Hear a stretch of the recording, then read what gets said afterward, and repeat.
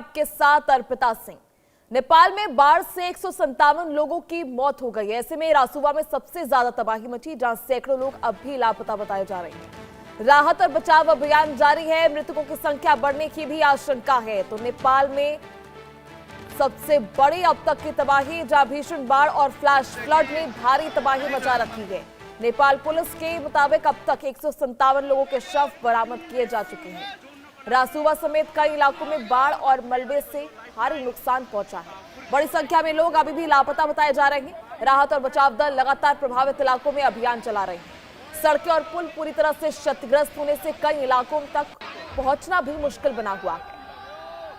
अधिकारियों की आशंका है कि आने वाले समय में मृतकों का आंकड़ा और भी बढ़ सकता है। लगातार शवों को लेकर छानबीन जारी है। 150 से ज्यादा मौतों का आंकड़ा अब तक पहुंच चुका है। आपको बता दें कि इसमें 105 भारतीय पर्यटक अभी भी लापता बताए जा रहे हैं।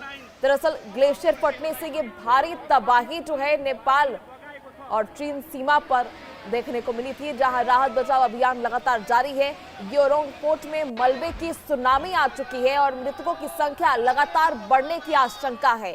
नेपाल में आप देख सकते हैं तस्वीरें, फ्लैश फ्लड की तस्वीरें, जहां अभी भी युद्ध स्तर पर रेस्क्यू जारी है। भारी तबाही का यह मंजर, जहां नेपाल में भीषण तबाही बाढ़ से, फ्लैश फ्लड से, और ऐसे में इस फ्लैश फ्लड ने किसी को संभलने तक का मौका नहीं दिया। अचानक आई इस बाढ़ ने पूरे नेपाल और चीन की सीमा को हिलाकर रख दिया है। यह तबाही का मंजर आप देख सकते हैं। अब तक 157 लोगों ने अपनी जान गंवा दी है। शव जो है 157 लोगों के अभी तक बरामद हुए हैं।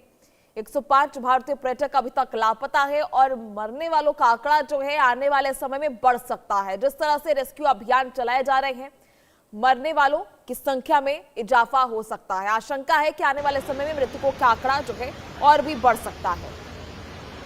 तो आपको बता दें कि सैकड़ों लोग अभी भी लापता है और नेपाल सहित 25 देशों के 403 लोग इसमें शामिल हैं जो अभी भी लापता बताए जा रहे हैं। भारतीय पर्यटकों की केवल बात कर ले तो 105 भारतीय पर्यटक जो हैं इसमें लापता बताए जा रहे हैं और सभी कैलाश मानसरोवर यात्रा पर जा रहे थे, जिनका अब तक कुछ पता नहीं चल पाया। युद्ध स्तर पर ये रेस्क्यू जारी है। ये तस्वीर आप देखिए, पहली तस्वीर, नेपाल में बाढ़ ने भीषण तबाही मचा दी और कुछ ही सेकंड्स में, कुछ ही मिनटों में कहिए तो पूरी तरह से इस बाढ़ ने पूरे इलाके को अपनी चपेट में ले लिया और सब कुछ तबाह हो गया।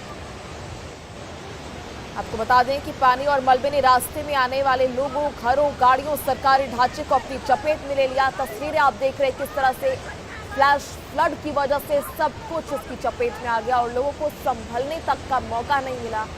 समझ नहीं आया कि आखिर एकदम से ऐसा क्या हो गया। नेपाल चीन सीमा पर ये जलजला आप देख सकते हैं किस तरह ग्योरोंग पोर्ट में भी मलबे की सुनामी और अब तक 157 लोगों के शव बरामद और मौतों की संख्या लगातार बढ़ने की आशंका भी जताई जा रही है।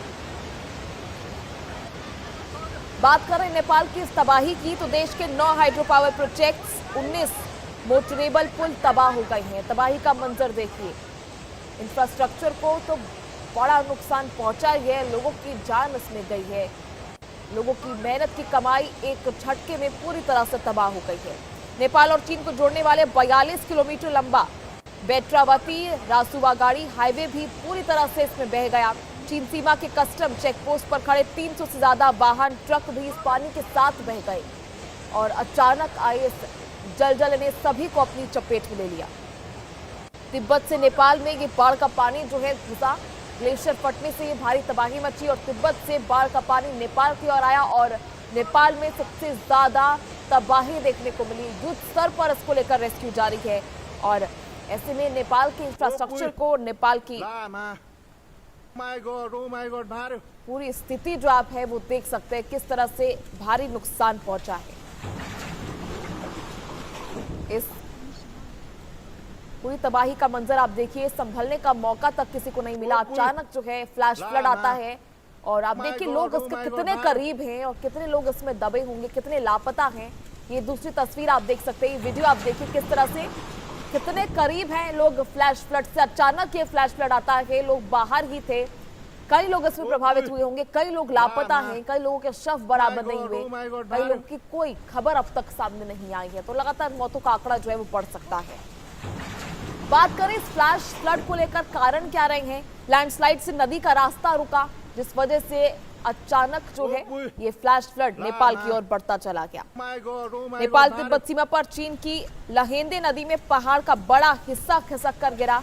इस नदी का पहाड़ का बड़ा हिस्सा खिसका, जिससे नदी का बहाव रुका, और नदी का बहाव रुका, पानी मलबा जमा होने के बाद अचानक ये बहाव जो है और तेज हो गया, और इसे ही फ्लैश फ्लड कहा जाता है। इस घटना से 5.2 तीव्रता के भूकंप जितनी ऊर्जा पैदा होती है, आप समझ सकते हैं रिक्टर स्केल पर जितना इंटेंस 5.2 रिक्टर स्केल पर जब एक अर्थक्वेक जो है वो दर्ज किया जाता है, भूकंप जो है वो दर्ज किया जाता है, उसकी तीव्रता दर्ज की जाती है, उस इंटेंसिटी का ये बहाव जो है वो एक साथ आया और बाढ़ की स्थिति जो है वो बन गई। और फ्लैश फ्लड में किसी को संभलने तक का समय नहीं मिला, कोई वार्निंग नहीं, कोई अलर्ट नहीं, सीधा बाढ़ का पानी जो है वो भारी तबाही मचाता नजर आया।